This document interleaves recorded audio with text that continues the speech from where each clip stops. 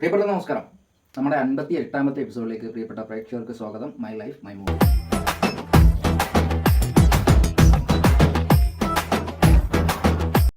അപ്പോൾ ഇന്ന് നമ്മൾ പറയാൻ പോകുന്ന ഒരു കണ്ടന്റ് വളരെ വ്യക്തമായിട്ട് നിങ്ങൾ കേൾക്കുക. തുടക്കം മുതൽ അവസാനം തന്നെ അവരെയും നിങ്ങൾ കേൾക്കാൻ ശ്രമിക്കുക. കാരണം നമ്മുടെ നിത്യജീവിതത്തിൽ വന്നു പോയിട്ടുള്ള കുറേ അനുഭവങ്ങളും അല്ലെന്നുണ്ടെങ്കിൽ അതുമായിട്ട് ബന്ധപ്പെട്ട് നിങ്ങളുടെ വിജയങ്ങളും തോൽവികളും ഒക്കെ ഉൾക്കൊള്ളുന്ന അല്ലെങ്കിൽ ഉൾപ്പെടുത്തുന്ന ഒരു ചെറിയ കണ്ടന്റാണ്. കാരണം നമ്മൾ ഏതൊരു കാര്യത്തിനും നമ്മൾ ലാഭം പ്രതീക്ഷിക്കാറുണ്ട്. എന്നാൽ ലാഭം പ്രതീക്ഷിക്കാതെ നമ്മുടെ ആഗ്രഹങ്ങൾക്ക് വേണ്ടി പണിയെടുക്കാറുണ്ട്. അപ്പോൾ 2-3 രീതിയിൽ സിനിമ ചെയ്യുന്ന ആൾക്കാരുണ്ട്. ഒരു സിനിമ നിങ്ങൾ ഒരു ഷോർട്ട് ഫിലിം ആയിക്കോട്ടെ, അതല്ലെങ്കിൽ നിങ്ങളൊരു ആൽബം ആയിക്കോട്ടെ, അതല്ലെന്നുണ്ടെങ്കിൽ ഒരു ഡോക്യുമെൻ്ററി ആയിക്കോട്ടെ, അല്ലെങ്കിൽ ഒരു സിനിമ ആയിക്കോട്ടെ, ഇത് നിങ്ങൾ ചെയ്യുമ്പോൾ നമുക്കൊരു ഇൻകം കിട്ടണം. എല്ലാത്തിനും ഒരു ഇൻകം കിട്ടിക്കഴിഞ്ഞാൽ ഒരു ഗുണമെന്ന് വെച്ചാൽ ഒരു ഇൻകം കിട്ടി, ഒരു പ്രോജക്റ്റ് ചെയ്തിട്ട് ഇൻകം കിട്ടി, തിരിച്ച് പൈസ കിട്ടി, നമ്മൾ കഷ്ടപ്പെട്ട പൈസ, അല്ലെങ്കിൽ നമ്മളെല്ലാവരും ചേർന്ന് കൂടി ചെയ്ത ഒരു പ്രോജക്റ്റിന് തിരിച്ചൊരു പൈസ കിട്ടി, അല്ലെങ്കിൽ ഒരു പ്രൊഡ്യൂസറിൻ്റെ കയ്യിൽ നിന്ന് നമ്മൾ കുറച്ച് ഫണ്ട് വാങ്ങി അത് തിരിച്ച് കിട്ടിയാൽ നമുക്ക് എന്ത് ചെയ്യാം? വീണ്ടും നമുക്ക് ചെയ്യാൻ പറ്റും. അത് തന്നെ ഒരു മോട്ടിവേഷനാണ്. പക്ഷേ സിനിമയെ സംബന്ധിച്ചിടത്തോളം ഒക്കെ ഒരു പടം ചെയ്തിട്ട് ആ പടമൊക്കെ നിന്ന് പോയി ആരും കണ്ടില്ല, അല്ലെന്നുണ്ടെങ്കിൽ ആ പടം വിറ്റ് വന്നില്ല എങ്കിൽ ഒരു ഷോർട്ട് ഫിലിമിന് മുടക്കുന്ന രീതിയിലൊന്നുമല്ല 2 മണിക്കൂർ സിനിമ ചെയ്യുമ്പോൾ അത്രത്തോളം ഭാരിച്ച ചുമതലകൾ ശാരീരികമായിട്ടും മാനസികമായിട്ടും സാമ്പത്തികപരമായിട്ടും ഒക്കെ ഏകദേശം ഒരു 2, 3, 4 മാസങ്ങൾ, ചിലപ്പോൾ ഒരു വർഷം, ഞാനൊക്കെ 2 വർഷം എടുത്തിട്ടാണ് 2 സിനിമയും തീർത്തത്. അത്രത്തോളം സ്ട്രഗിളായിരുന്നു. അപ്പോൾ അതുകൊണ്ട് ഒരുപാട് ന്യൂ ഫേസ് ആയിട്ടുള്ള പുതുമുഖങ്ങളും അല്ലെങ്കിൽ ക്യാമറാമാന്മാരും ഒക്കെ ഒരുപാട് പ്രോജക്റ്റ് ചെയ്യാനായിട്ട് വരുന്നുണ്ട്. അപ്പോൾ അവരെല്ലാം മുന്നിൽ ഇന്നത്തെ നമ്മുടെ കണ്ടന്റ് എങ്ങനെ നമുക്കൊരു ഡിസ്ട്രിബ്യൂട്ട് നടത്താം, എങ്ങനെ തകർച്ച നേരിടുന്നു, എങ്ങനെ അത് വിജയിക്കുന്നു, അല്ലെങ്കിൽ ഒരുവിധം നമ്മളെങ്ങനെ പിടിച്ച് നിൽക്കാൻ പറ്റുന്നു ഒരു പ്രോജക്റ്റ് ചെയ്തിട്ട്. എന്നാൽ ഒരുപക്ഷെ ലാഭവും വേണ്ട നഷ്ടവും വേണ്ട എന്നുള്ള രീതിയിൽ വെറുതെ ഒരു കണ്ടന്റ് ചെയ്യുന്ന ആൾക്കാരുണ്ട്.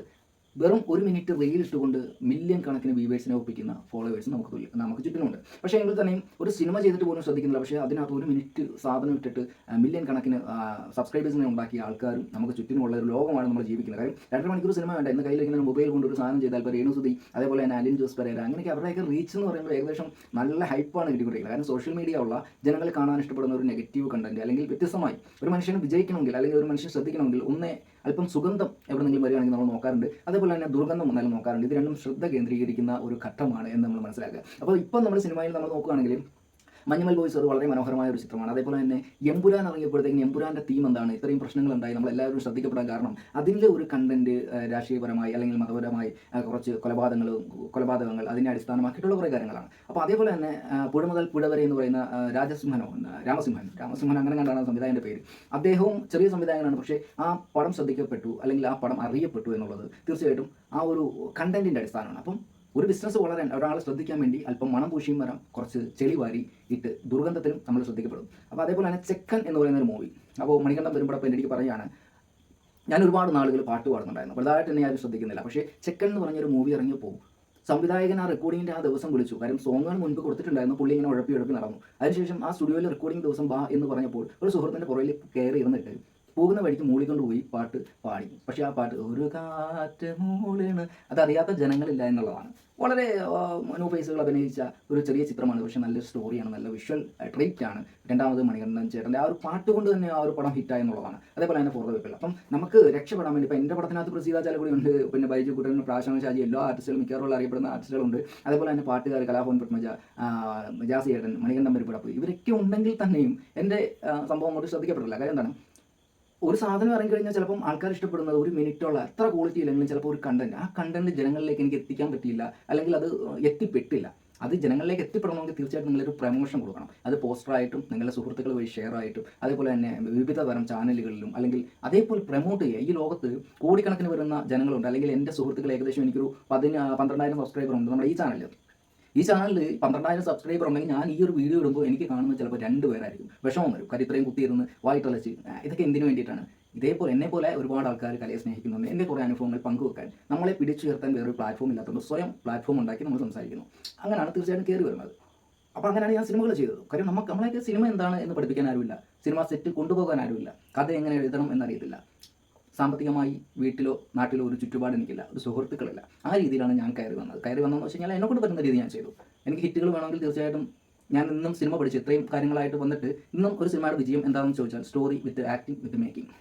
പണമുണ്ടെങ്കിൽ നന്നായിട്ട് മേക്ക് ചെയ്യാം, നല്ല ക്വാളിറ്റി വരുത്താം, നല്ലൊരു സ്റ്റോറി ആണെങ്കിൽ അത് വിജയിക്കും, നല്ലൊരു സ്റ്റോറി, പിന്നെ അതേപോലെ ആക്ടർ, ഈ 3 കാര്യങ്ങളുണ്ടെങ്കിൽ തീർച്ചയായിട്ടും സിനിമ വിജയിക്കും. അപ്പോൾ അത് നാളെ ഒരു സമയത്ത് എനിക്ക് കുറേ നല്ലൊരു പ്രൊഡ്യൂസർ വന്നു, ഞാൻ അന്തസ്സായിട്ട് പോയി മോഹൻലാലിനെ അല്ലെങ്കിൽ അതേപോലെ അറിയപ്പെടുന്ന ഏതെങ്കിലും ഒരു താരങ്ങളെ വെച്ച് എനിക്ക് തിയേറ്ററിൽ വരുന്ന ഒരു സിനിമ ചെയ്യുന്നതിന് ഒരു ബുദ്ധിമുട്ടുമില്ല. പറഞ്ഞ് മനസ്സിലായോ? നമുക്ക് ചെയ്യാൻ പറ്റും. കാര്യം പ്രൊഡ്യൂസറിന് റിസ്ക് ആണ്. പക്ഷേ ഒരു സംവിധായകനെ വിശ്വസിച്ച് തീർച്ചയായിട്ടും ഒരു പുതുമുഖ സംവിധായകനെ വെച്ചിട്ട് എടുക്കാൻ വേണ്ടിയിട്ട് കോടിക്കണക്കിന് രൂപ ചിലവാക്കാൻ പല പ്രൊഡ്യൂസർമാരും മുന്നോട്ട് വരത്തില്ല. അപ്പോൾ നമുക്ക് കാത്തിരുന്ന് ജീവിതം തുലയ്ക്കുക എന്നല്ലാതെ ഒരു ആഗ്രഹവും നടക്കാൻ പോകുന്നില്ല. അങ്ങനെ ഞാൻ കണക്കുകൂട്ടിയിരുന്നെങ്കിൽ ഞാൻ രണ്ടും കൽപ്പിച്ച് എന്ത് പ്രശ്നം ലോകത്ത് വന്നെന്ന് പറഞ്ഞാലും ഞാൻ അതിലേക്ക് ഇറങ്ങിക്കഴിഞ്ഞാൽ ഒരു സിനിമ തീർച്ചയായിട്ടും ഒരു സിനിമ അങ്ങനെയാണ്. ഇറങ്ങിക്കഴിഞ്ഞാൽ അത് തീർത്തില്ലെങ്കിൽ പിന്നെ നമ്മൾ ജീവിച്ചിരുന്ന കാര്യമില്ല. പൊട്ടിയ തകർന്നു അത് രണ്ടാമത്തെ വിഷയം. ആദ്യത്തെ വിജയം എന്ന് പറയുമ്പോൾ നമ്മൾ തീർച്ചയായിട്ടും ഒരു പ്രോജക്റ്റ് ചെയ്തു അത് തീർക്കുകയാണ്. ഇപ്പോൾ മൂന്നാമത്തെ പ്രോജക്റ്റ് കിടപ്പുണ്ട്. 5 ദിവസം ഷൂട്ടേ ഉള്ളൂ. വളരെ തുച്ഛമായ ഒരു ഫണ്ട് മതി. പക്ഷേ അത് ആരുടെയും കയ്യിലില്ല. അതുകൊണ്ട് ഞാൻ സ്റ്റോപ്പ് ചെയ്തു. കാര്യം കഴിഞ്ഞ മൂവികളിലൊക്കെ ആയിട്ട് ഏകദേശം ഒരു 10 ലക്ഷം രൂപ മേളിലാണ് ബാധ്യത. ഒന്നും തിരിച്ച് കിട്ടിയിട്ടില്ല. പ്ലാറ്റ്ഫോമിൽ നിന്ന് ഒരു 6000 രൂപ അല്ലാതെ ഒരു പൈസയും എനിക്കിന്ന് വരെ വന്നിട്ടില്ല. പക്ഷേ എൻ്റെ ഈ ചാനലിൽ എൻ്റെ മൂവികൾ കിടപ്പുണ്ട്, പാട്ടുകൾ കിടപ്പുണ്ട്. അതൊക്കെ ആരെങ്കിലുമൊക്കെ ഒന്ന് കാണുവാണെങ്കിൽ എന്തെങ്കിലും 1, 2, 5 രൂപ ഇതൊക്കെ കിട്ടും. ഭാവിയിലെങ്കിലും ഈ കലയായിട്ട് വന്ന കടങ്ങളും ബാധ്യതകളും അതായിട്ട് തന്നെ തീർക്കാൻ പറ്റും. പക്ഷേ നമ്മളെ ഒന്നും സപ്പോർട്ട് ചെയ്യാനോ അല്ലെങ്കിൽ ഷെയർ ചെയ്യാനോ ആരും ഇല്ല എന്നുള്ളതാണ് മറ്റൊരു സത്യം. അപ്പോൾ തീർച്ചയായിട്ടും നിങ്ങൾ ഒരു സിനിമ ചെയ്യുകയാണെങ്കിൽ നല്ലൊരു സെലിബ്രിറ്റിയെ വെച്ച് ചെയ്യുക, അതിന് പൈസ മുടക്കുക. ഇനിയിപ്പം സെലിബ്രിറ്റി ഇല്ലെങ്കിൽ തന്നെ നിങ്ങൾക്ക് 100% ആ പടം വിജയിക്കും. അല്ലെങ്കിൽ അതേപോലെ ഒരു ക്രൂസിനെ നിർത്തുക. ആ ക്രൂസ് ഒരു ക്യാമറാമാൻ ഇറങ്ങാറായി കഴിഞ്ഞാൽ നമ്മുടെ മൈൻഡ് പോകും. അതേപോലെ നമ്മുടെ പ്രൊഡക്ഷനിൽ ഒരു സിനിമ സെറ്റിൽ ഒരു മനുഷ്യൻ, അതായത് ഏതെങ്കിലും ഒരു തലദർശവും കാണും, അവൻ എന്തെങ്കിലും കുത്തിത്തിരിപ്പുണ്ടാക്കി നമ്മുടെ എല്ലാം മൈൻഡ് ഔട്ടായി പോകും. സംവിധായകനും ക്യാമറാമാനും എല്ലാം കുത്തിത്തിരിച്ച് ആ പ്രോജക്റ്റ് കുളമായി പോകും. അപ്പോൾ അതുകൊണ്ട് നല്ല സുഹൃത്തുക്കളെ ചേർത്ത് നിർത്തി ഒരേ മനസ്സോടുകൂടി ഒരു പ്രോജക്റ്റ് ചെയ്താൽ അത് ഐശ്വര്യമായിട്ട് മാറും. ചിലപ്പോൾ ആ പ്രോജക്റ്റോടുകൂടി നിങ്ങൾ രക്ഷപ്പെടാൻ ചാൻസ് ഉണ്ട്. പിന്നെ യൂട്യൂബിൽ നിന്ന് പൈസ കിട്ടുമെന്ന് വെച്ച് കഴിഞ്ഞാൽ ചിലപ്പോൾ എൻ്റെയൊക്കെ കോളനി ചെയ്തിട്ട് ഏകദേശം 25 ലക്ഷം രൂപ ചിലവാക്കിയതാണ് കോളനി മൂവി. പക്ഷേ അതിനകത്ത് വെറും 6500 പേരാണ് ഒരു 1.5 വർഷമായിട്ട് ഇട്ടിട്ട് കണ്ടിട്ടുള്ളത്. അവിടെ പ്ലസും ഏകദേശം 8000 ഇത്രയൊക്കെ ഉള്ളൂ. അവരെല്ലാം ഷെയർ ചെയ്തിട്ടുണ്ട്. കാര്യം പ്രൊമോഷൻ നമ്മൾ ചെയ്തിട്ടില്ല. പ്രൊമോഷൻ ഒരു പടം 10 ലക്ഷം രൂപ മുടക്കുന്ന ഒരു പടമാണെങ്കിൽ തീർച്ചയായിട്ടും ഇതിനകത്തൊരു 2 ലക്ഷം രൂപ മിനിമം പ്രൊമോഷൻ ഇല്ലെങ്കിൽ ഈ ഒരു പടം ആരും അറിയാതെ പോകും. അതാണ് നമുക്ക് പറ്റിയത്. കാരണം നമ്മൾ ഷെയർ ചെയ്ത് കഴിഞ്ഞാൽ ഒരു ലിമിറ്റേഷൻ ഉണ്ട് ഈ ഷെയറിങ്ങിനൊക്കെ. പ്രൊമോട്ടിങ് സിനിമയ്ക്ക് മസ്റ്റാണ്. കാരണം നമ്മൾ നമ്മുടെ ഈ എല്ലാ പ്രോഡക്റ്റുകളും ഇപ്പോൾ ഈ ഇരിക്കുന്ന മൊമാൻറ്റുകളാണെങ്കിലും അതേപോലെ എല്ലാ കാര്യങ്ങളും ഇപ്പം നമ്മൾ ഉപയോഗിക്കുന്ന ഈ മൊബൈൽ അല്ലെങ്കിൽ ഈ ഇട്ടിരിക്കുന്ന ഷർട്ട് ഇതൊക്കെ ഒരു പ്രോഡക്റ്റ് ചെയ്ത് വെച്ചിട്ട് ജനങ്ങൾക്ക് ഇത്ര രൂപ കിട്ടും, നല്ല പ്രോഡക്റ്റ് ആണ് എന്ന് ഒരു ലക്ഷക്കണക്കിന് രൂപ ഫിലിം ആർട്ടിസ്റ്റുകളെ വിളിച്ചിട്ടൊക്കെ ചെയ്യിപ്പിക്കുന്നത് അവരുടെ ബിസിനസ് ഉയർന്നു പോകാനാണ്, ആൾക്കാർ അറിയപ്പെടാനാണ്, അത് വാങ്ങാനാണ്. അപ്പോൾ തീർച്ചയായിട്ടും അതിനൊരു വാല്യൂ വേണമെങ്കിൽ തീർച്ചയായിട്ടും അത് പ്രൊമോട്ട് ചെയ്യാനുള്ള ഒരു ഫണ്ട് നമ്മൾ ഇടണം. അത് ഷോർട്ട് ഫിലിം ചെയ്യുകയാണെങ്കിൽ അതിന് ചെറിയ പ്രൊമോഷൻ നിങ്ങൾ കൊടുക്കണം. പിന്നെ 1 മില്യൺ 2 മില്യൺ ഒക്കെ അടിച്ചിട്ടേക്കുന്ന പല വീഡിയോകളും കാണും. പക്ഷേ ആരും കണ്ടുകാണത്തുമില്ല. കാര്യം അവർ പൈസ കൊടുത്ത് ചെയ്യിപ്പിക്കുന്ന പല ആൾക്കാരുണ്ട്. കാര്യം മാനം രക്ഷിക്കാൻ അല്ലെങ്കിൽ എൻ്റെ വ്യൂസ് ഇത്രയും പേര് കണ്ടു എന്ന് വെറുതെ പൈസ കൊടുത്ത് ഇതേപോലെ ഒരു സാധനം ചിലപ്പോൾ നമുക്കൊരു പൈസ കൊടുത്തു കഴിഞ്ഞാൽ ഒരു 250 രൂപ 500 രൂപ ഉണ്ടെങ്കിൽ ഈ ഒരു സാധനം അടിച്ച് നമുക്ക് കിട്ടും സുഖമായിട്ട്. എന്നിട്ട് നമുക്ക് നിരത്തി ഇങ്ങനെ വെക്കാം. പക്ഷേ ഇതൊക്കെ എൻ്റെ ഒരു 10-26 വർഷത്തെ കഷ്ടപ്പാടിൻ്റെ പ്രതിഫലമാണ് കേട്ടോ. അപ്പോൾ അതുകൊണ്ടാണ് എൻ്റെ ജീവൻ്റെയും അല്ലെങ്കിൽ എൻ്റെ കഷ്ടപ്പാടിൻ്റെ ഒക്കെ വിലയുണ്ട് തീർച്ചയായിട്ടും ഇതിന്. അപ്പോൾ അതൊക്കെ അത്രത്തോളം വലുതാണ് എനിക്ക് ഇരിക്കുന്ന സാധനം. ഇത് മാത്രമേ ഉള്ളൂ. കുറേ സുഹൃത്തുക്കളും ഇത് മാത്രമേ ഉള്ളൂ. ഞാൻ ചെയ്ത സിനിമകളിൽ നിന്നും കുറച്ച് അനുഭവങ്ങളും കുറച്ച് പട്ടിണികളും ഒക്കെയാണ് കിട്ടിയത്. പക്ഷേ എങ്കിലും ഒരു സിനിമ എന്നുള്ള ഒരു 2-3 ആഗ്രഹങ്ങൾ നമുക്ക് പൂർത്തീകരിക്കാൻ പറ്റി. കുറേ ആർട്ടിസ്റ്റുകൾക്ക് ഒന്നുമല്ലാത്ത സംവിധായകൻ്റെ ചെറിയൊരു പടത്തിൽ ചെറിയൊരു അവസരങ്ങളെങ്കിലും അറിയപ്പെടുന്ന താരങ്ങളോടൊപ്പം അവരെ ചേർത്ത് നിർത്തി അഭിനയിപ്പിക്കാൻ കഴിഞ്ഞു. അത് മരണപ്പെട്ടാലും തീർച്ചയായിട്ടും ഈ ലോകത്ത് അവശേഷിക്കുന്ന ഒരു സമ്പത്താണ്. അത് ഒരുപാട് സന്തോഷമുണ്ട്. അപ്പോൾ യൂട്യൂബിൽ നിന്നും ഫേസ്ബുക്കിൽ നിന്നൊക്കെ പണം കിട്ടുന്ന ഒരു സംഭവമാണ് നമ്മൾ പറഞ്ഞത്. നിങ്ങളൊന്നേ ആ പ്രോജക്റ്റ് അതിൻ്റെ കണ്ടൻറ്റ് നല്ലൊരു കണ്ടൻ്റ് ആയിരിക്കുക. നിങ്ങളൊരു ശകലം ഞാൻ പറഞ്ഞില്ലേ എന്തെങ്കിലും സെക്സ് കണ്ടൻറ്റോ അല്ലെങ്കിൽ ഒരു പാർട്ടി ഇഷ്യൂ അല്ലെന്നുണ്ടെങ്കിൽ എന്തെങ്കിലും ഒരു വർഗീയപരമായ സംഗതികളൊക്കെ ഉണ്ടെങ്കിൽ ആൾക്ക് വിവാദമായി അത് ശ്രദ്ധിക്കപ്പെടാനുള്ള ചാൻസ് ഉണ്ട്. അത് ചിലപ്പോൾ ലക്ഷക്കണക്കിന് വ്യൂവേഴ്സിലേക്ക് അത് പോകാൻ ചാൻസ് ഉണ്ട്. നേരെ മറിച്ച് ഈ പടത്തിൻ്റെ ക്വാളിറ്റി ഒരു ഹൈ ക്വാളിറ്റി നല്ല അഭിനയമാണ്. ഇപ്പം കോബ്ര രാജേഷിന് ചെറിയൊരു സെറ്റിലെ പ്രൊഡക്ഷൻ ബോയ് ആയിട്ട് ജോലി ചെയ്തിട്ടുള്ള ഒരു വ്യക്തിയാണ് cobra Rajesh. Action hero Baijunath wireless മോഷ്ടാവായിട്ട് വരുന്ന അറിയാതിരിക്കും നിങ്ങൾക്ക്. അപ്പോൾ അദ്ദേഹമൊക്കെ ഒരു സീൻ കൊണ്ട് രക്ഷപ്പെട്ട ആൾക്കാരാണ്, പറഞ്ഞ മനസ്സിലായി. അപ്പോൾ അതുകൊണ്ട് അതേപോലെ ഒരു 5 കഥാപാത്രങ്ങൾ നിങ്ങൾക്ക് കിട്ടുമെങ്കിൽ തീർച്ചയായിട്ടും നല്ലൊരു പാട്ടുകാരനെ കിട്ടുമെങ്കിൽ ചിലപ്പോൾ ഒരു സമയം ഇത് 2 കിട്ടിയാൽ പോലെ ഒരു സമയം കൂടെ വേണം. ആ സമയം കൂടെ ഉണ്ടെങ്കിൽ മാത്രമേ തീർച്ചയായിട്ടും ആ മൂവി രക്ഷപ്പെടുള്ളൂ. കാര്യം ഞാൻ എൻ്റെ ഈ സിനിമ ഹിറ്റാവും എന്നൊക്കെ പറഞ്ഞ് വളരെ നല്ല രീതിയിലാണ് ആദ്യം ഷൂട്ട് ചെയ്തത്. ഇത്രയും ആർട്ടിസ്റ്റുകളെ ഞാൻ ഇട്ടത് എൻ്റെ ആർട്ടിസ്റ്റുകൾക്ക് പറയാൻ പറ്റും ആരുടെ കൂടെ അഭിനയിച്ചു എന്ന് ചോദിച്ചാൽ വാഷണ ഷാജി, മോളി ചേച്ചി, രാജാ സാഹിബ്, ബൈജു കുട്ടൻ, കോബ്ര രാജേഷ്, അഷ്റഫ് ഗുരുക്കൾ, പ്രസീത ചാലക്കുടി ആരൊക്കെ പാടിയെന്ന് ചോദിച്ചാൽ കലാഭവൻ പത്മജ, പിന്നെ ജാസി ഗിഫ്റ്റ്, ഷൈൻ ഡാനിയൽ, അതേപോലെ തുടർന്നുള്ള ഒരുപാട് ഗായകർ. അപ്പോൾ ഇവരെയൊക്കെ കൊണ്ടൊരു സാധനം ചെയ്യിപ്പിച്ചാൽ നമ്മളങ്ങ് ഹിറ്റാവില്ല. കാര്യം അവർക്കൊക്കെ നല്ല റീച്ചുള്ള ചാനലും പേജും ഒക്കെ ഉണ്ട്. അവരുടെ ഒരു മുഖ നിലവാരം ജനങ്ങൾക്കിടയിലുണ്ട്. പക്ഷേ പടമെടുത്തു, കുറച്ചൊക്കെ ഫ്ലോപ്പുകൾ ഉണ്ടായി, സാമ്പത്തിക പ്രശ്നങ്ങൾ വന്നു, കുറച്ച് വിള്ളലുകൾ വന്നു. അതോടുകൂടി ആ പടത്തിൻ്റെ ക്വാളിറ്റി പോയി. പിന്നെ രണ്ടാമത് എൻ്റെ മനസ്സ് മടിച്ചു. ലാസ്റ്റ് തലയിൽ കൈവച്ചുകൊണ്ട് ശപിച്ച് തീർത്ത ഒരു വർക്കാണെന്ന് വേണമെങ്കിൽ പറയാം കോളനി. കാരണം എന്താണ്, ഒരുപാട് ആർട്ടിസ്റ്റുകൾ നമ്മൾ ചേർത്ത് പിടിച്ചു. അതിനകത്ത് 1-2 വിഷങ്ങൾ അതിനകത്ത് വന്നു കിട്ടും. അവർ ആ ക്രൂസിനെ മൊത്തം പറഞ്ഞ് തിരിച്ച് വേറൊരു രീതിയിലാക്കി. സാറേ എന്ന് വിളിക്കുന്ന ആൾക്കാർ വേറെ ഭാഷയായിരിക്കും പിന്നെ വിളിക്കുന്നത്. കാര്യം എന്താണ്, നമ്മളൊരു അവസരം അവർ കൊടുത്തു. അവർ ചോദിച്ചു, നമുക്ക് തട്ടാൻ മനസ്സിലായിരുന്നു, വരാൻ പറഞ്ഞു, കൊടുത്തു. പിന്നീട് അപ്പുറത്ത് മാറി ഇരുന്നിട്ട് പോസിറ്റീവായിട്ടുള്ള ആൾക്കാരെ നെഗറ്റീവ് ആക്കുന്ന ഒരുപാട് ആൾക്കാർ സിനിമയിൽ നിന്നും എല്ലാ സിനിമയിലും ഉണ്ട്. അതുകൊണ്ട് തന്നെ പല നല്ല സിനിമകളിലൊന്നും അനുഭവമുള്ള കുറേ ആൾക്കാരാണ് ഈ ഡയറക്ടർമാരും പ്രൊഡ്യൂസർമാരും ഒക്കെ. അപ്പോൾ അവരൊരു വര ഇട്ടിട്ട് അതിന് അപ്പുറത്തോട്ട് അവരെ കയറ്റി വിടാറില്ല. കാര്യം ഇങ്ങനെ ഒരു പ്രശ്നം അവർക്ക് ഉണ്ടാവുമെന്ന് അറിയാം. അപ്പോൾ അതുകൊണ്ട് പ്രൊഡ്യൂസറിനെ ഇവർ തമ്മിൽ കോൺടാക്ട് ചെയ്യിപ്പിക്കത്തില്ല, സംവിധായകനെ കോൺടാക്ട് ചെയ്യിപ്പിക്കത്തില്ല, ക്യാമറാമാൻ ഒരു നിലവാരമുണ്ട്. പക്ഷേ നമ്മുടെ സെറ്റിൽ എല്ലാവരും തോളെ കയറ്റിട്ടുണ്ടായിരുന്നു നടക്കുന്നത്. അപ്പോൾ അതുകൊണ്ടൊക്കെ തന്നെ ആ ഒരു ഫ്രീഡം ഉപയോഗിച്ച് അവർ മിസ്യൂസ് ചെയ്തു. കുറേ ആൾക്കാരൊക്കെ കഷ്ടപ്പെട്ടിട്ടുണ്ട്. പിന്നെ പലർക്കും വിഷമം ഉണ്ടായിട്ടുണ്ട്. കാര്യം വലിയ രീതിയിൽ ഹിറ്റാവും എന്നൊക്കെ പറഞ്ഞിട്ടൊരു പടം അങ്ങനെയാണെന്ന് വെച്ചാൽ. കാര്യം സിനിമ എന്ന് പറയുമ്പോഴത്തേക്കും ഒരു ലക്കിടിപ്പ് പോലാണ്. കാര്യം മോഹൻലാലും മമ്മൂട്ടിയും പണമുള്ളവനും ഒക്കെ ഒരുപാട് സിനിമകൾ ഇറക്കുന്നുണ്ട്. ആദ്യമായിട്ട് തുടങ്ങി ഇങ്ങോട്ട് വന്ന് കയറി എന്നൊരു സംവിധായകൻ, പുതിയ സംവിധായകൻ, ഞാൻ പുതിയതായിട്ട് വരുന്ന ഒരു ആക്ടർ ഇങ്ങോട്ട് വന്ന് കയറി ഒരു സുപ്രഭാതത്തിൽ സിനിമ ചെയ്ത് ഞാനൊന്ന് സ്റ്റാർ ആവണം എന്ന് പറഞ്ഞാൽ തീർച്ചയായിട്ടും എന്താണ് പറയുക, ശുദ്ധ മണ്ടത്തരമായിട്ട് മാത്രം നമുക്ക് കൂട്ടാൻ നോക്കുകയുള്ളൂ. അതിമോഹങ്ങളാണ്.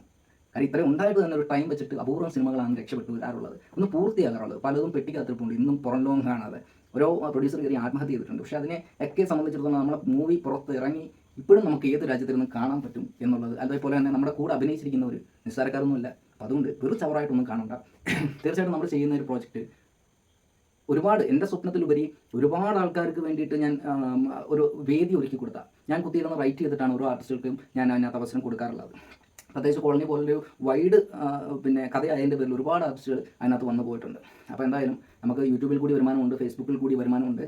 ഇതല്ലാതെ സാറ്റലൈറ്റ് വഴി, അതായത് ട്യൂബിൽ അപ്ലോഡ് ചെയ്ത് നമ്മൾ ഡിസ്ട്രിബ്യൂട്ട് ചെയ്ത ചാനൽ വഴി അവരെടുത്തിട്ട് ഈ ഡിസ്ട്രിബ്യൂട്ടർ ടീമുകൾ എടുത്തിട്ട് ചാനലിൽ കൊടുത്തിട്ട് നിങ്ങൾക്ക് വരുമാനം കിട്ടും. ഏതൊരു പടമാണെങ്കിലും സെൻസർ ചെയ്ത് കഴിഞ്ഞാൽ അത്യാവശ്യം നമ്മൾ ഡിസ്ട്രിബ്യൂട്ട് ചെയ്ത ഏതെങ്കിലും ടീമുമായിട്ട് ആൾക്കാരുമായിട്ട് സംസാരിക്കുകയാണെങ്കിൽ അവർ തീർച്ചയായിട്ടും എടുക്കും. പിന്നെ നമ്മുടെ മൂവി എന്ന് പറയുമ്പോൾ സെൻസർ ചെയ്യാൻ പോലും ക്യാഷ് ഇല്ലാത്തതിൻ്റെ പേരിൽ ചാനലുകാർക്ക് പോലും കൊടുക്കാൻ പറ്റാത്തൊരു സിറ്റുവേഷൻ ആയിപ്പോയി. പിന്നെ അവസാനം വേറെ എങ്ങും തന്നിട്ടുണ്ടല്ലോ, അവർ നമ്മൾ ഉണ്ടാക്കി ഇത്രയും ആർട്ടിസ്റ്റിനെ ഉണ്ടാക്കി ഒറ്റയ്ക്ക് വഴിപെട്ടി വന്നവനാണെന്നൊക്കെ പറയാം. അത് എനിക്ക് പറയാൻ പറ്റത്തില്ല. കാര്യം അറിയാം, ഒരു സിനിമ ഒറ്റയ്ക്ക് ഒരിക്കലും ഒരുത്തനെ കൊണ്ട് ഉണ്ടാക്കാൻ പറ്റത്തില്ല. ഒരു പ്രൊഡ്യൂസറിനെ കൊണ്ട് ഉണ്ടാക്കാൻ ഒക്കത്തില്ല, ഒരു സംവിധായകനെ കൊണ്ട് ഉണ്ടാക്കാൻ ഒക്കത്തില്ല, ഒരു ആർട്ടിസ്റ്റിനെ കൊണ്ട് ഉണ്ടാക്കാൻ ഒക്കത്തില്ല. കാര്യം സിനിമ A to Z ആണ്. ഒരുപാട് പേരുടെ കഷ്ടപ്പാടുകളുണ്ട്, ഒരുപാട് പേരുടെ സഹായം ആവശ്യമാണ്, ഒരുപാട് പേരുടെ അഭിനയം ആവശ്യമാണ്, സമ്പത്ത് ആവശ്യമാണ്. അപ്പം ഞങ്ങളെല്ലാവരുടെയും കൂടി ചേർന്നിട്ടുള്ള ഒരു പ്രോജക്റ്റായിരുന്നു colony Audi plus, killer MDMA. അതേപോലെ തന്നെ കുറച്ച് ഷോർട്ട് ഫിലിം അതും ഇതൊക്കെ ചെയ്തിട്ടുണ്ട്. പിന്നെ അതേ കേരള പോലീസ്, ഇനി വരാനുള്ള ഒരു ചിത്രമാണ് മുസമ്മിലുണ്ട്. പിന്നെ അതേപോലെ തന്നെ സൈനബയുടെ ചെക്കൻ എന്ന് പറഞ്ഞ ഒരു മൂവിയുണ്ട്. അപ്പോൾ തീർച്ചയായിട്ടും സൈനബയുടെ ചെക്കനെങ്കിലും തിയേറ്ററിൽ ഒരെണ്ണം വരും. എനിക്കൊരു സ്വഭാവമുണ്ട്. കാര്യം ഈ നിൽക്കുന്ന വീട് അത്യാവശ്യം നിലത്തിലാണ്. ഈ നിലത്തിൽ മേശന്മാർ വന്നിട്ട് എൻ്റെ അടുക്ക് ഞാൻ പറഞ്ഞു പഞ്ചായത്തിൽ വെച്ച് പൈസ എനിക്ക് കിട്ടി. അപ്പോൾ എനിക്ക് ഈ വീട് കെട്ടാൻ പറഞ്ഞപ്പോൾ അവർ പറഞ്ഞു മുട്ടറ്റം വെള്ളമാണ്, വെള്ളം മാറട്ടെന്ന് പറഞ്ഞു. അപ്പോൾ ഞാൻ പറഞ്ഞു ഞാൻ ഫൗണ്ടേഷൻ മേളിലാക്കി തരാം, നിങ്ങൾക്ക് എന്നിട്ട് കെട്ടാവോ എന്ന് ചോദിച്ചു. അങ്ങനെ ഞാൻ എൻ്റെ സുഹൃത്തുക്കളുമായിട്ട് കെട്ടിയ ഒരു ഫൗണ്ടേഷനിലാണ് ഈ വീട് നിൽക്കുന്നത്. പറഞ്ഞു മനസ്സിലായി. അപ്പോൾ അതുകൊണ്ട് ജീവൻ ഉണ്ടെങ്കിൽ, അല്ലെങ്കിൽ എന്തെങ്കിലും ദൈവം അസുഖങ്ങളും മറ്റു കാര്യങ്ങളും ഒന്നും തന്നില്ലെങ്കിൽ തീർച്ചയായിട്ടും വിജയം എന്ന് പറയുന്നൊരു സാധനം നമ്മൾ കൊണ്ടേ പോകുള്ളൂ. അതിൻ്റെ ഒരു വാശിയാണ്. കാര്യം വിജയിച്ചിട്ടേ പിന്മാറുള്ളൂ. ഏതെങ്കിലും ഒരു സംഗതി തോൽവിയാണെങ്കിൽ അതിൽ വിജയിച്ചിട്ടേ പിന്മാറുള്ളൂ. അതുവരെ ഞാൻ പോരാടും. അതിൻ്റെ ഒരു സ്വഭാവമാണ്. അപ്പോൾ അതുകൊണ്ട് തീർച്ചയായിട്ടും നല്ല പ്രോജക്റ്റുകൾ നിങ്ങൾ ചെയ്യുമ്പോൾ തീർച്ചയായിട്ടും ബിസിനസ്സിൻ്റെ സാധ്യതകൾ, സിനിമ ആണെങ്കിൽ തന്നെ നിങ്ങൾ സെൻസർ ചെയ്യാനുള്ള പണം കണ്ടെത്തണം. നല്ലൊരു ഡിസ്ട്രിബ്യൂട്ടർ അടിക്ക് ചെന്നിട്ട് നിങ്ങൾ അത്യാവശ്യം സംസാരിച്ച് അത് നിങ്ങൾക്ക് നല്ല കണ്ടൻറ്റ്, നമ്മുടെ കണ്ടൻറ്റ് നല്ലതാണെങ്കിൽ തീർച്ചയായിട്ടും എല്ലാവരും എടുക്കും. പക്ഷേ അതിന് കണ്ടൻറ്റ് നല്ലതിൻ്റെ കൂടെ തന്നെ ഇപ്പോൾ വലിയ വലിയ TV-കളാണ്, 55-60 TV വീടുകളിൽ, തിയേറ്ററുള്ള വീടുകളുണ്ട്. അതേപോലെ തന്നെ ഹൈ റെസൊല്യൂഷനുള്ള പ്രൊജക്റ്റുകളാണ് ഇപ്പോൾ തിയേറ്ററിലിരിക്കുന്ന, സാറ്റലൈറ്റ് വഴി ചെല്ലേണ്ടതാണ്. അപ്പോൾ ഇതൊക്കെ കൺവേർഷൻ, അതായത് നമ്മൾ അപ്ലോഡ് ചെയ്യുമ്പോൾ അതിൻ്റെ ക്വാളിറ്റി നഷ്ടപ്പെടാൻ പാടില്ല. അതുകൊണ്ടാണ് ഹൈ ക്വാളിറ്റിയിൽ എടുത്തെങ്കിൽ നിങ്ങളുടെ കണ്ടൻറ്റ്, നിങ്ങളുടെ ആക്ടിങ് അടിപൊളിയായിരിക്കും, നിങ്ങളുടെ മേക്കിംഗ് അടിപൊളിയായിരിക്കും. പിന്നീട് വരുന്നൊരു പ്രശ്നം എന്താണ്? നമ്മുടെ ക്വാളിറ്റി. ഈ ക്വാളിറ്റി പോയി കഴിഞ്ഞാൽ ഈ ആക്ടിങ്ങും നിങ്ങളുടെ സ്റ്റോറി കൊണ്ടോ നിങ്ങളുടെ ആക്ടിങ്ങും കൊണ്ടോ വലിയ ബിസിനസ് നടക്കാതായി പോവുകയും ആ ഒരു പടം അതോടുകൂടി താന്നു പോവുകയും ചെയ്യും. നേരെ മറിച്ച് നിങ്ങളുടെ ക്വാളിറ്റിയും കൂടെ അവിടെ നോക്കുകയാണെങ്കിൽ ആ പടം വിജയിച്ചു എന്നിരിക്കട്ടെ, നിങ്ങൾക്കൊരു 10 സിനിമ ചെയ്യാനുള്ള പ്രൊഡ്യൂസറെ കിട്ടും, ആർട്ടിസ്റ്റിനെ കിട്ടും. അതുപോലെ തന്നെ നിങ്ങൾക്കൊരു എനർജി ആയിരിക്കും. അപ്പോൾ അതുകൊണ്ട് തീർച്ചയായും ക്വാളിറ്റിയിൽ കോംപ്രമൈസ് കാണിക്കരുത്. പിന്നെ ഞങ്ങൾക്ക് കാണിച്ചു ഒരുപാട് കാര്യം, റെഡ് ചെയ്തു, പിന്നീട് S1H ചെയ്തു, പിന്നെ സോണി ചെയ്തു, അങ്ങനെയൊക്കെ ഒരുപാട് ക്യാമറ വ്യത്യാസം വന്ന് ചെയ്തിട്ടുണ്ട്. അത് ഞങ്ങളുടെ ഗതികേട് കൊണ്ടായിരുന്നു. അതുകൊണ്ട് തന്നെ ഞങ്ങൾക്ക് ബിസിനസ് നടക്കാതായി പോയി. പക്ഷേ പൈസ ഇല്ലാന്നും പറഞ്ഞിട്ട് ഞങ്ങൾ ഷൂട്ട് ചെയ്യാറുണ്ടെങ്കിൽ തീർച്ചയായിട്ടും കോളനി മൂവി ആ 2-3 ദിവസത്തെ ഷൂട്ടോട് കൂടിയിട്ട് അവിടെ സ്റ്റോപ്പ് ആയേനെ. പിന്നെ ഇതിൽ വലിയ ഇടിയും ബഹളവും ഒക്കെ വന്നേനെ. അപ്പോൾ തീർച്ചയായിട്ടും നമുക്ക് മരിച്ചു പോയാലും, നമ്മൾ മരണപ്പെട്ടാലും, നമ്മൾ ചെയ്ത പ്രോജക്റ്റ് അത് അല്പം കോമഡി ആണെങ്കിലും അല്പം നെഗറ്റീവ് ഉണ്ടെങ്കിലും ഒരു പ്രോജക്റ്റാണ്. ഒരു സിനിമ എന്ന് വെച്ചാൽ ഒരു മുട്ട പൊട്ടിച്ച് ഒരു ഓംലൈറ്റ് ഉണ്ടാക്കുന്നതിൻ്റെ കൂട്ടം, ഒരു ദോശ തിരിച്ചിരുന്നതിൻ്റെ കൂട്ടമല്ല. ഒരു സിനിമ ഉണ്ടാവണമെങ്കിൽ അതിന് സ്റ്റോറി ഉണ്ടാവണം. ആ സ്റ്റോറി കുത്തിയിരുന്ന് എഴുതണം. അത് ഒരു പ്രൊഡ്യൂസറിനെ കണ്ടുപിടിക്കുക, അല്ലെങ്കിൽ അതിനുള്ള ഫണ്ട് കണ്ടുപിടിക്കുക, അതിൻ്റെ പൂജ ചെയ്യുക. ചെറിയ നിസ്സാര കേസ് കെട്ടല്ല, പറഞ്ഞാൽ പറ്റില്ല. കാര്യം ഒരു സിനിമയ്ക്ക് ഞാൻ അനുഭവിച്ച കാര്യങ്ങൾ 1.5 മാസമാണ് ആ കോളനി മൂവി ഒറ്റയ്ക്ക് ഒരു കൊച്ചു മോണിറ്ററിനകത്തിരുന്ന് ഞാൻ എൻ്റെ വീട്ടിൽ ഇവിടെ നിന്ന് എഡിറ്റ് ചെയ്തിട്ട് വെളുപ്പാങ്കാല സമയങ്ങളാകുമ്പോൾ അറിയാതെ, അതായത് ഉറങ്ങുമല്ല തന്നെ മറിഞ്ഞു പോവുകയാണ് കമ്പ്യൂട്ടറിന് മുന്നിൽ നിന്ന്. അങ്ങനെ ചെയ്തെടുത്ത ഒരു മൂവിയാണ് കോളനി. അപ്പോൾ അതുകൊണ്ട് ഒരു എഡിറ്ററായിട്ടും ഒരു പ്രൊഡക്ഷൻ കൺട്രോളറായിട്ടും ഒരു സംവിധായകനായിട്ടും ഒക്കെ പ്രവർത്തിച്ചിട്ടുള്ള കുറേ കാര്യങ്ങളാണ് എനിക്ക് പറയാൻ പറ്റിയത്. ഇത് ഞാൻ ഇൻസ്റ്റിറ്റ്യൂട്ടിൽ പോയി പഠിച്ചിട്ടുള്ള ഒരു വ്യക്തിയല്ല, മോഹൻലാലിൻ്റെ കൂടെ അഭിനയിച്ചിട്ടുള്ള അല്ലെങ്കിൽ അവരുടെ സെറ്റിൽ ഓടി നടന്ന ഒരു വ്യക്തിയല്ല. എൻ്റെ അനുഭവങ്ങളാണ്, എൻ്റെ സിനിമകളാണ്. അതാണ് മൈ ലൈഫ് മൈ മൂവി. അപ്പോൾ എന്തായാലും കുറേ വിശേഷങ്ങൾ പങ്കിട്ടു. ഇനി കറക്റ്റ് ഡീറ്റെയിൽ ആയിട്ട് നമുക്ക് തൊട്ടടുത്ത എപ്പിസോഡിൽ ട്യൂബിലേക്ക് നമ്മുടെ സിനിമ എങ്ങനെ പോകുന്നു, എങ്ങനെ അപ്ലോഡ് ചെയ്യാം, അതേപോലെ തന്നെ നമുക്ക് എങ്ങനെ ബിസിനസ് സാധ്യതകൾ ഇപ്പം കുറച്ച് കാര്യങ്ങൾ ഓടിച്ചിട്ട് എല്ലാം കൂടെ പറഞ്ഞു പോരാ. 2-3 തരത്തിൽ ബിസിനസ് ഉണ്ട്. ആ ബിസിനസ് ട്യൂബിൽ അപ്ലോഡും കൂടെ അടുത്തൊരു എപ്പിസോഡിൽ തീർച്ചയായിട്ടും പറയാം. അതുവരെയും ഗുഡ് ബൈ.